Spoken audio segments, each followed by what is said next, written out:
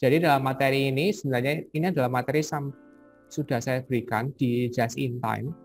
Tapi ini saya cut aja supaya mungkin biar lebih fokus.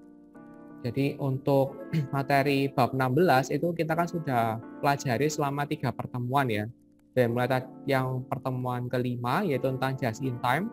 Lalu yang pertemuan ke-6 yaitu tentang hitungan dari Just in Time, kuantitatifnya. Lalu yang terakhir di sini adalah tentang Toyota Production System dan operasi ramping. Nah, untuk materi hari ini nggak terlalu banyak, jadi kita mungkin bisa selesai lebih cepat ya untuk kelas hari ini. Oke, kita masuk aja langsung ke yang pertama, yaitu tentang sistem produksi Toyota atau Toyota Production System. Jadi dalam Toyota Production System itu ada 3 komponen yang penting yang perlu dilakukan oleh Toyota. Jadi kenapa kok Toyota ini menjadi anggapannya masuk ke dalam konsep dari manajemen operasional?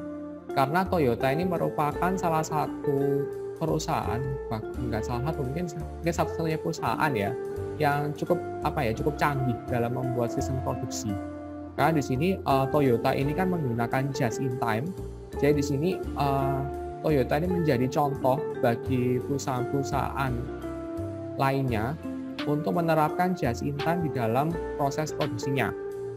Nah, ada 3 komponen penting dari Toyota Production System. Yang pertama yaitu kemajuan berkesinambungan. Jadi kalau mungkin sebelumnya saya sudah pernah berikan video ya tentang Toyota Production System. Jadi di situ kan di dalam Toyota itu dia tuh kayak benar-benar melakukan perbaikan yang terus-menerus gitu. Jadi Toyota itu sangat mengedepankan atau mungkin yang bisa dikatakan dengan Kaizen ya kalau di Jepang itu dia tuh benar-benar melakukan perbaikan yang terus-menerus dan selalu melakukan inovasi. Jadi nggak hanya berhenti di satu titik aja atau mungkin hanya berhenti pada satu produk ataupun juga nggak hanya berhenti pada bagian tertentu, tapi di sini untuk Toyota itu sangat mengedepankan yang namanya selalu melakukan perbaikan. Jadi proses produksinya itu tidak berhenti, maksudnya hanya untuk ya itu aja, maksudnya nggak stagnan gitu, tapi dia selalu melakukan perbaikan di setiap baik proses produksinya maupun juga dalam membuat suatu produknya. Nah, itu adalah komponen inti dari Toyota Production System. Lalu yang kedua yaitu penghormatan terhadap sumber daya manusia. Di sini kalau di dalam Toyota, karena juga mungkin ya karena culture dari perusahaan, culture di Jepang juga. Karena kan untuk Jepang itu kan memiliki culture yang sangat mengedepankan respect ya.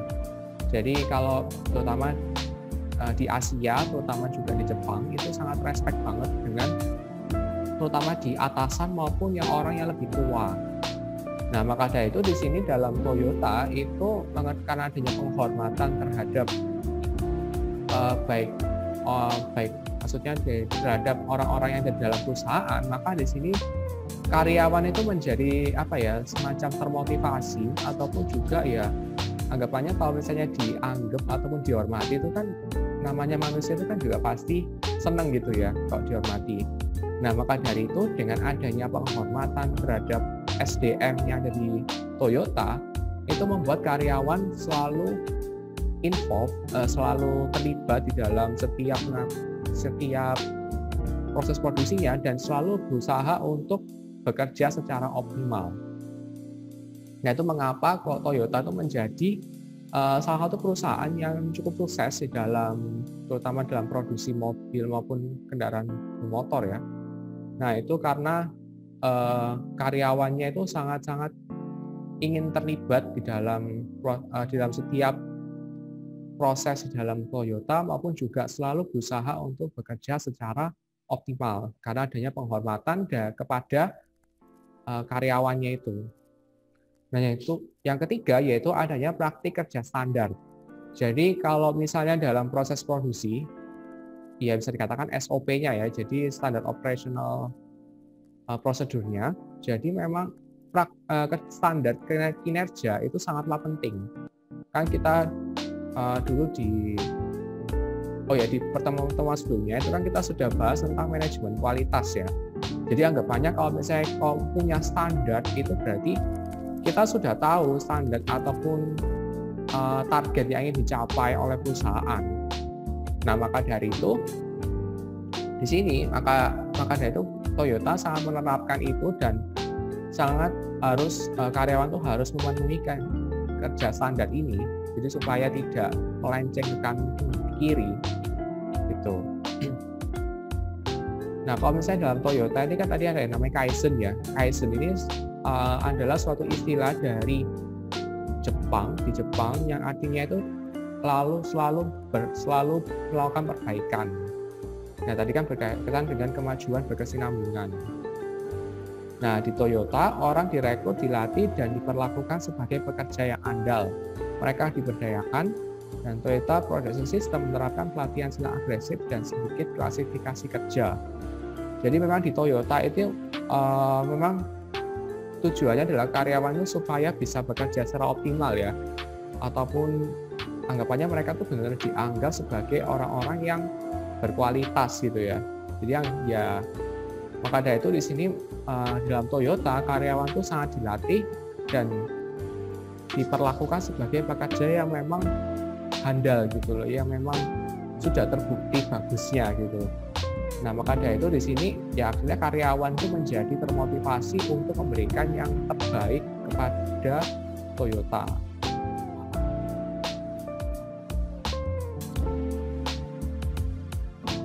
Nah, ini adalah praktek kerja standar yang di dalam Toyota. Ini ada empat prinsip. Yang pertama yaitu pekerja diklasifikasikan secara lengkap berdasarkan pada isi, urutan, waktu, dan hasil. Jadi mereka itu pekerjaannya itu benar-benar spesifik banget. Jadi isinya itu apa, maksudnya pekerjaannya itu apa aja, lalu urutannya itu seperti apa supaya tidak chaos ya, ataupun maksudnya tidak acak-acakan. Jadi kalau misalnya dalam proses produksi itu kan pasti kita harus memperhatikan urutan proses produksinya ya. Kalau misalnya kita belajar di MO1 ya, berarti MO1 kemarin kan ada tentang proses produksi ya. Nah, itu kan pasti ada urutan-urutannya sehingga jadi nggak ngasal gitu ya. Maksudnya melakukan proses produksinya biar tidak maksudnya memang sudah terspesifikasi gitu supaya karyawan itu bisa lebih bisa bekerja secara lebih sesuai dengan urutannya gitu. Kalau misalnya sudah sesuai urutannya kan sudah enak gitu loh untuk dilakukan.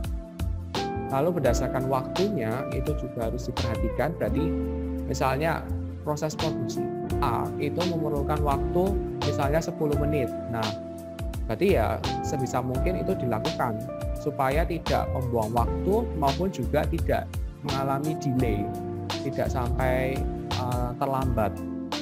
Dan juga hasilnya ya pasti sebisa mungkin dioptimalkan supaya ya karena kan hasil itu atau produknya itu kan nanti akan dikonsumsi oleh konsumen. Nah, maka dari itu kalau misalnya produknya jelek ya konsumen tidak akan mau membeli. Lalu berikutnya yang prinsip kedua yaitu pelanggan internal dan eksternal, yaitu di sini berkaitan dengan kalau koneksi dengan pemasok bersifat langsung, personel khusus, metode, waktu, dan jumlah. Jadi di sini kalau misalnya berkaitan dengan Toyota ini menerapkan adanya koneksi dengan pemasok. Jadi kan pemasok ini kan merupakan bagian penting ya dari proses produksi maupun juga bagi perusahaan karena ini mempengaruhi kualitas dari bahan baku yang dibutuhkan. Nah, maka dari itu di sini Toyota sangat memperhatikan bahan bakunya tersebut dan mempunyai koneksi dengan pemasok sehingga pemasok ini bisa memberikan bahan baku sesuai dengan apa yang diharapkan oleh oleh perusahaan Toyota. Lalu aliran produk dan jasa bersifat secara sederhana dan langsung. Barang dan jasa diarahkan menuju orang dan mesin tertentu. Jadi memang untuk aliran produknya itu harus, tadi kan kembali lagi ke yang poin pertama, dan di sini kan harus sesuai dengan urutan-urutannya ya. Nah, maka dari itu di sini aliran produknya, proses produksinya itu maksudnya sebisa mungkin sederhana. Jadi nggak mencar ke sana, nggak mencar ke sini, nggak kompleks gitu ya. Karena kalau misalnya semakin kompleks, itu akan semakin membutuhkan waktu yang lebih banyak. Sehingga ya sebisa mungkin dilakukannya alirannya sebisa mungkin disederhanakan biar tidak membutuhkan waktu yang terlalu banyak. Lalu yang terakhir di sini peningkatan dalam sistem harus dibuat sesuai dengan metode saintifik pada tingkatan terendah yang mungkin dalam organisasi. Jadi memang kalau sebisa mungkin sistemnya itu maksudnya metode saintifik itu kan sudah terukur ya, terukur dengan jelas, maupun juga ada semacam pengontrolannya. Jadi ada benchmark ataupun juga kayak semacam sudah lebih eksak gitu loh. Jadi kalau misalnya abstrak itu kan susah untuk diukur. Nah, maka dari itu di sini kalau misalnya melakukan peningkatan, maka membutuhkan sesuatu yang mudah terukur dan juga lebih, maka dari itu karena mudah terukur sehingga pengontrolannya lebih mudah. Oke, sampai sini dulu. Ada yang masih bingung?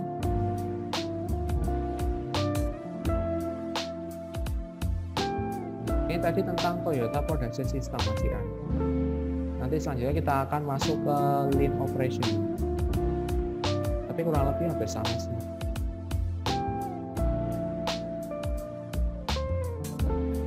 Oke, ada yang mau ditanyakan?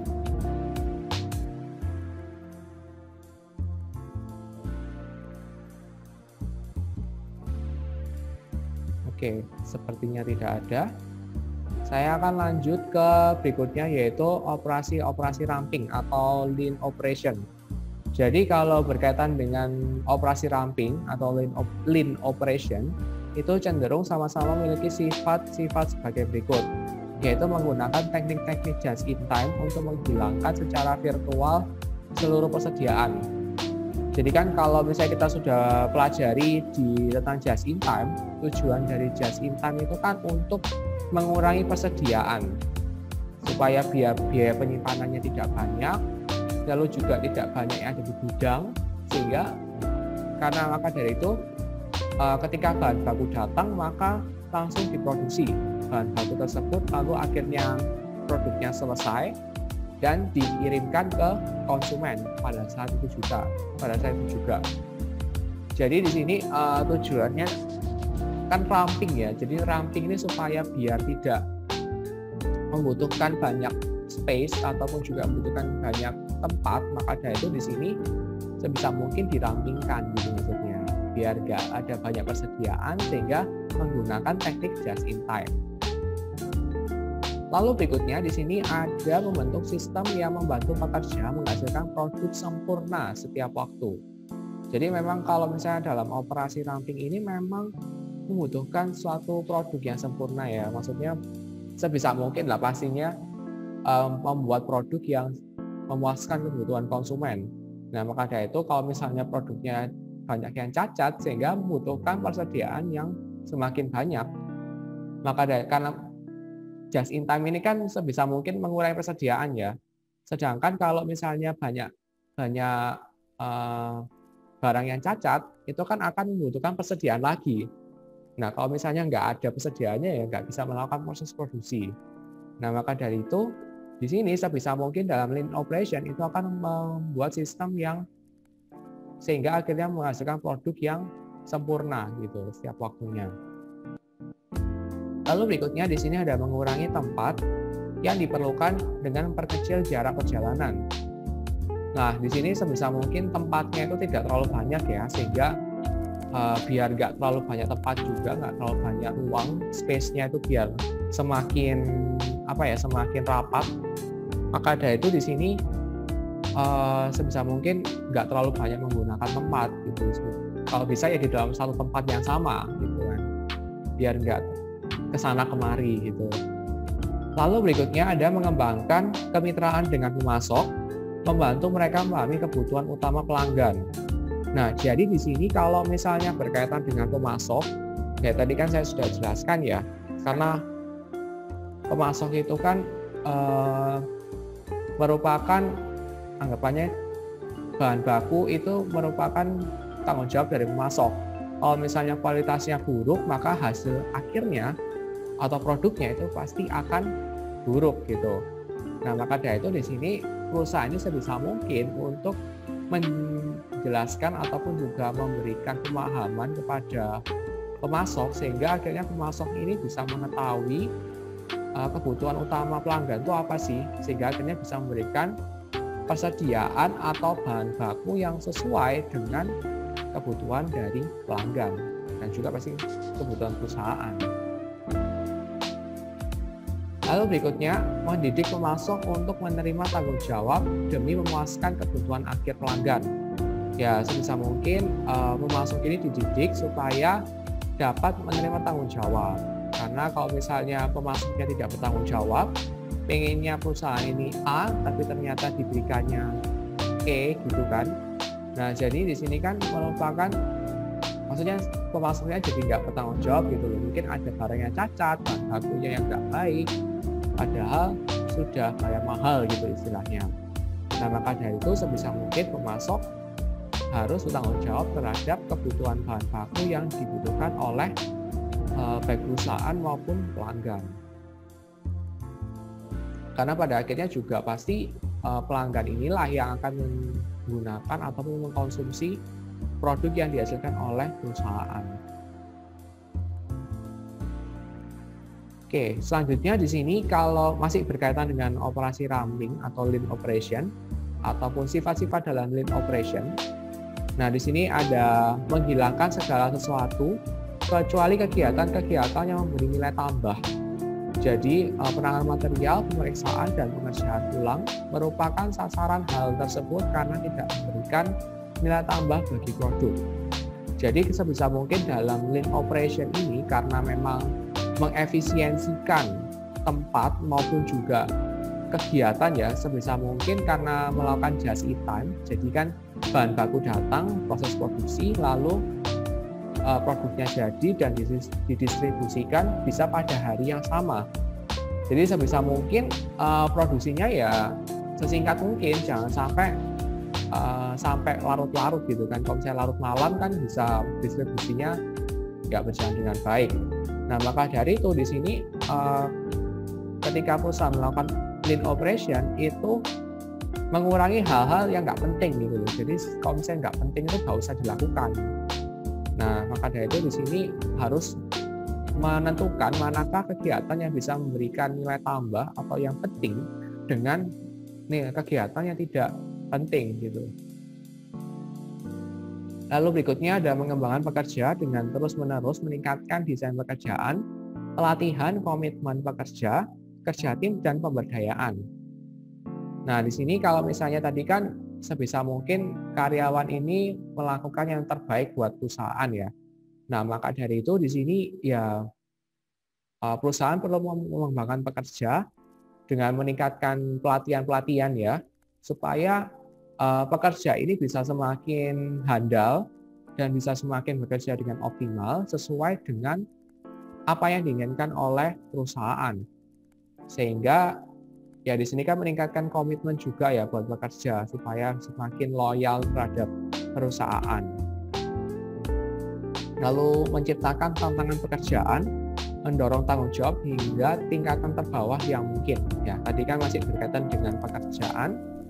Ya, di sini kan tujuannya adalah sampai pada level terendah pun, mungkin karyawan-karyawan level terendah itu tetap bertanggung jawab gitu. Jadi bukan berarti level bawah itu tidak bertanggung jawab. Jadi ya semua kan punya perannya masing-masing ya dalam organisasi maupun perusahaan. Baik dari paling atas sampai paling bawah itu punya perannya masing-masing dalam proses produksi juga. Nah, kalau misalnya karyawannya tidak bertanggung jawab ya susah buat manajernya. Nah, maka dari itu di sini sebisa mungkin ya bertanggung jawab sampai ke tingkatan terbawah. Lalu yang terakhir, di sini ada membangun fleksibilitas pekerja melalui pelatihan silang dan mengurangi klasifikasi pekerjaan. Jadi yaitu maksudnya itu adalah pelatihan silang ini mungkin bisa diberikan kepada yang lain, mungkin melakukan rotasi pekerjaan, ataupun juga pekerjaannya klasifikasinya mungkin dikurangi biar tidak terlalu tinggi lah standarnya yang dibuat oleh perusahaan. Sehingga kalau misalnya pekerja semakin fleksibel, itu kan biasanya lebih mudah untuk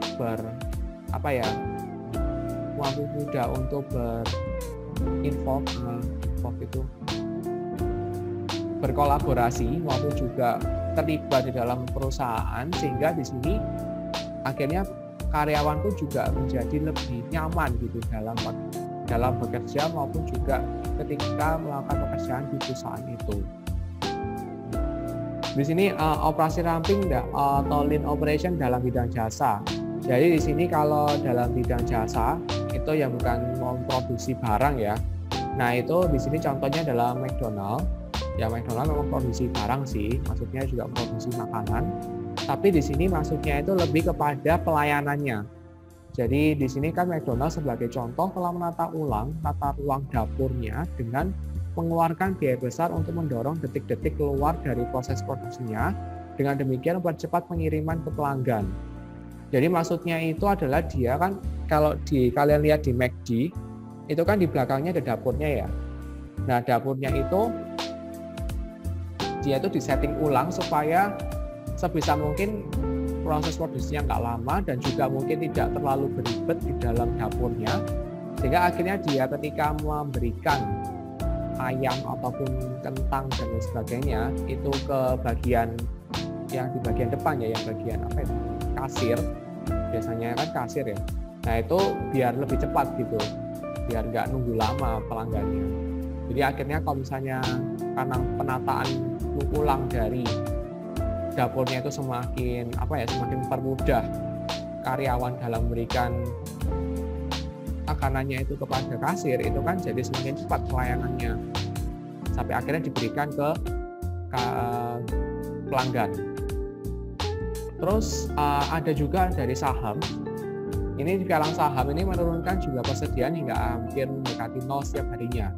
Jadi maksudnya jumlah persediaannya bukan persediaan itu ya, bukan persediaan barang ya, maksudnya bukan kayak bahan baku. Tapi maksudnya persediaan di sini itu adalah persediaan untuk transaksi dalam pasar modal. Jadi kan kalau misalnya di dalam pasar modal itu kan biasanya ada transaksi ya, jual dan beli. Nah, ketika investor itu order misalnya ingin membeli suatu saham, itu biasanya itu masih antri duluan. Nah, karena ada antri ini, terus mari gitu kan, setelah itu kalau misalnya ada harganya sudah mencapai yang diharapkan itu, maka bisa kebeli. Nah, maka dari itu di sini kan untuk maksudnya jumlah persediaannya ada transaksi dalam hariannya. Jadi sebisa mungkin ya dalam satu hari itu diselesaikan semua transaksi maupun semua antrian yang ada di dalam pasar modal itu. Jadi biar nggak numpuk di belakang. Karena kalau misalnya, tahu saya kalau di dalam pasar modal, kalau misalnya dalam satu hari tidak antriannya itu nggak capai pada satu hari sampai closing harinya, maka itu nggak akan transaksinya itu nggak akan ke-record lagi. Jadi besoknya itu harus ngulangi lagi. Nah itu kan jadi anggapannya ya kurang enak lah buat investor untuk melakukan transaksi dalam pasar modal. Jadinya sebisa mungkin ya diselesaikan pada hari itu juga. Lalu melalui penentuan jadwal yang panjang lebar ini maksudnya yang semakin fleksibel ya, maksudnya semakin lebih lama waktunya. Lalu personel dihadirkan pada waktu yang tepat untuk menutupi puncak-puncak permintaan pelanggan. Jadi maksudnya itu adalah ketika waktunya itu semakin lebih lama ataupun juga semakin fleksibel. Jadi akhirnya di sini karyawan itu mungkin bisa lebih mampu dalam bekerja secara optimal untuk memenuhi permintaan pelanggan. Terutama ketika lagi puncak-puncaknya nih, lagi banyak-banyaknya pelanggan ini minta membeli produk dari perusahaan. Jadi ya sebisa mungkin, sefleksibel mungkin biar karyawannya itu nggak stres gitu ya untuk memenuhi semua permintaan dalam satu waktu yang singkat gitu. Oke, sampai sini dulu untuk penjelasan tentang operasi ramping, lean operation.